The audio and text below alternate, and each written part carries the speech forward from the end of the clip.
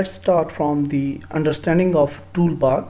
So first of all, on the left side you can see 3Max logo. So if we click on this logo, you will explore the file menu of 3ds Max. If you hover on any button, you will find some sub menus as well, and which are very handy. So if we click on any button, we will have to initialize that button or that object, but if we hover on certain button, it will explore some sub menus.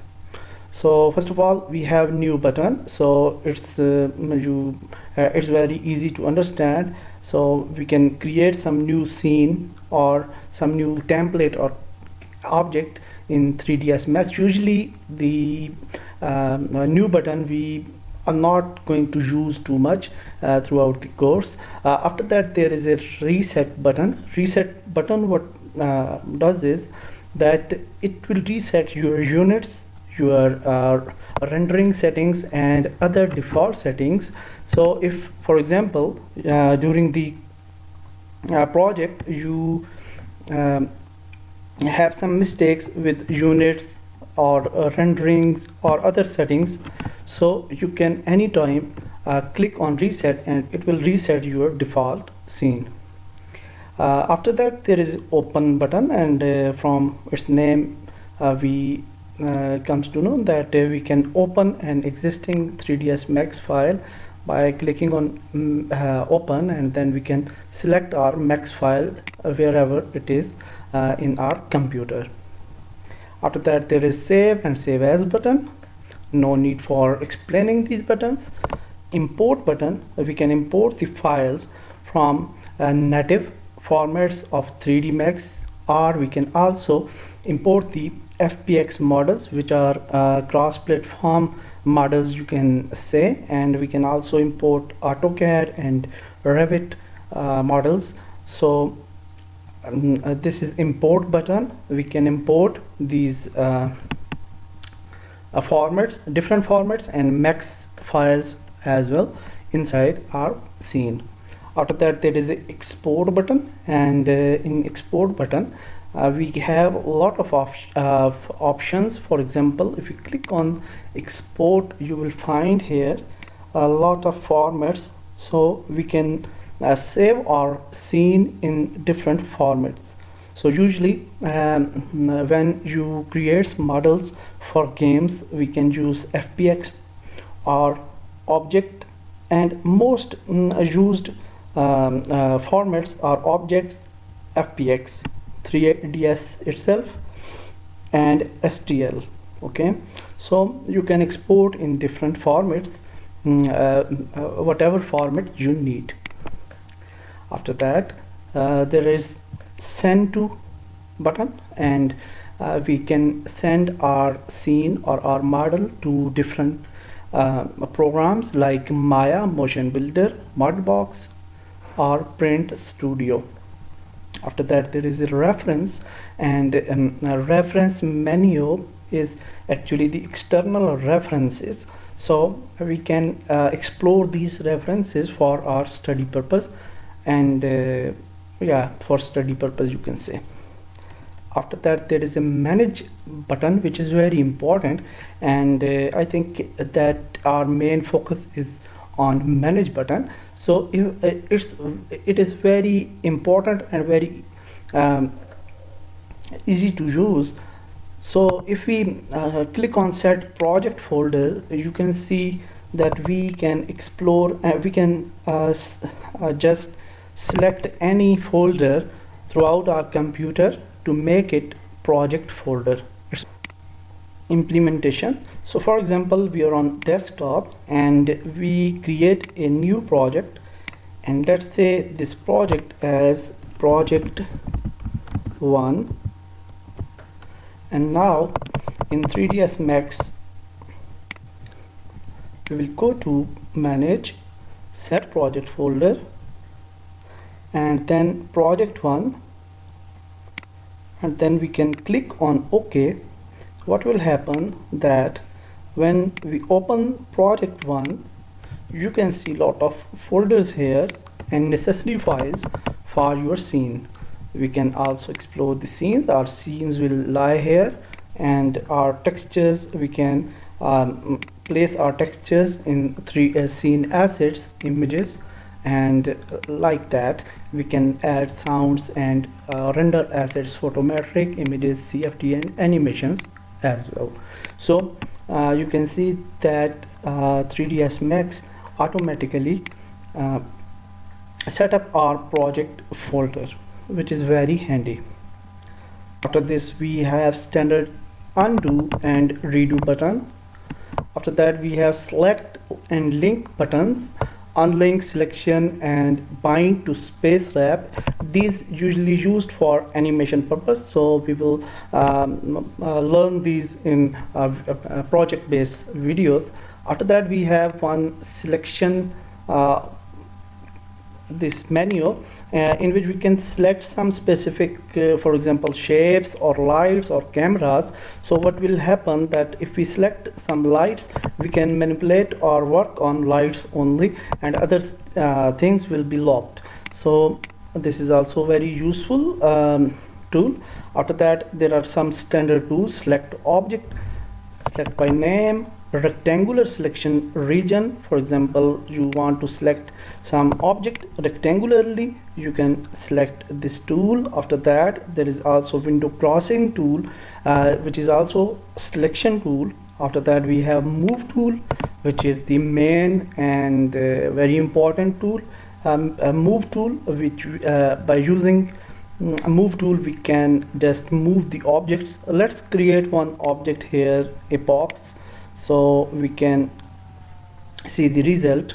So let's create this box, and we can I will explain you later on with the dimensions and other things. So here if we select the move, you can see the gizmos. This is z-axis, this is x-axis and y-axis. In 3D world there are 3 axes. Okay, so we can move this object by using this move tool by clicking left click and drag. So it's taking some time. Anyhow, you can see we can move this cube in any direction we want. Okay, so after that there is a rotate tool, and we can rotate the object in from in any direction. You can see we can rotate it like this, and in the bottom you can also see here the result of rotation. Okay, so you can rotate your object to specific angle as well. Okay, so you can rotate like this, you can rotate like this, so you can rotate like this as well. So there is very smooth and too much options you have with rotation. After that there is a tool of scaling. This is also very handy tool, and by selecting this tool we can scale our object by clicking by left click and drag, and left click and drag down will scale down. Okay, so it's very handy. Now we can also scale any object to certain direction. So we can just select z-axis and we can just drag like this, and certain direction we can make it bigger or smaller. If we can zoom out and zoom in by scrolling button inside our mouse, and we can just press Alt and middle mouse button to orbit our scene like this. Okay, Alt plus middle mouse button. So left click for selection, and any type of movement you want, you will select left click, and middle click for zooming out and zooming in, and Alt middle mouse button you can orbit your scene. Okay, these are the basic keys. Also, these the shortcut keys for these main options is Q, W, and ER. So what will happen that on Q you can the select object, and then W, then E, then R. So it's very handy. Okay, these main tools shortcuts are Q, W, E, R. After that there is a select and place tool, which is not too much used. After that there is a view menu. We will also discuss this in during some practical work. After that there is a pivot point center tool, and which is very important. Pivot point is the main point where our gizmos lies, and we can manipulate our gizmo as well. So for that purpose we can use this tool. After that there is select and manipulate and keyboard shortcut override toggle tool, which are not too much used tool. After that there is a snaps toggle tool. It's also for snapping, angle snap, percent snap, and spinner snap toggle edit name selection set. These tools are not too much used tools, but definitely they are necessity. And also you can customize your toolbar according to your needs as well, but we will go with the standard toolbar because it's very handy. After that we have mirror tool, and we can mirror any object. After that we have align tool. We can align in center, right, left, etc. We have toggle scene explorer tool, toggle layer explorer. We can open the layers menu, which you can see here on the left, and toggle ribbon. We can also have curve editor, schematic view, material editor. We can click on this icon to go to material editor, or we can press M for materials, and which is very important for our learning, and we will use materials again and again. So this is also very important. After that we have a render setup tool, which is also very important tool. We can click here, or we can go to rendering and then render setup, or render, then it will directly render the scene. So these tools are for renderers, so we can set up the renderers are here. These we have studied the basic toolbar, and we also learn in this video the basic keys for us moving around the basic tools throughout the toolbar, and now we will finally learn here the last very important things for the beginners. So which are, for example, if we want to expand our view, we can just go to that view and we can press Alt W. This is the shortcut key for expanding any view. Okay, Alt W. Then inside this view, if we want to go to front view, we can just press F. Okay.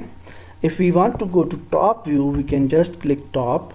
If we want to go to left, we can just click press left, and so on.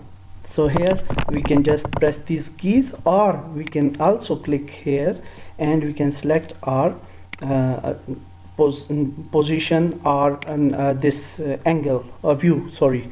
So here this is orthographic, and there is a perspective view, and which we will usually used for our 3D scenes. And now after this we have this standard shader, and we will keep this as it is.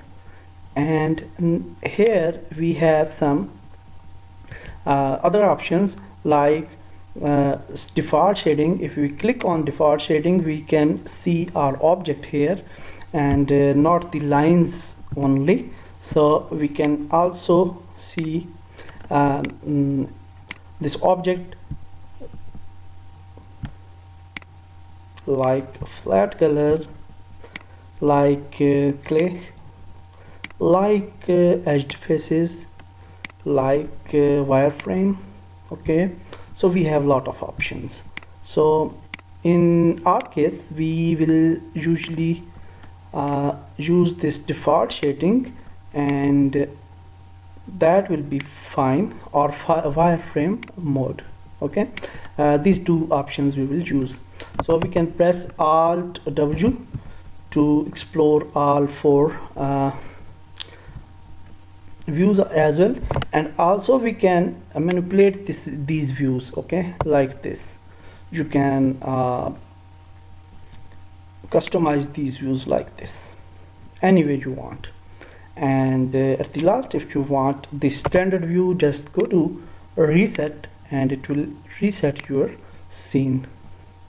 Now also you can see the importance of this manage menu, that when we save our scene it will directly go to our project folder, and we can just name this scene 1, and that's it.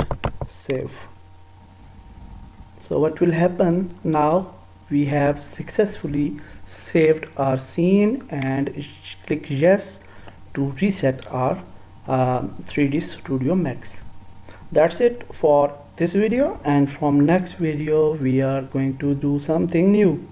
Thank you very much.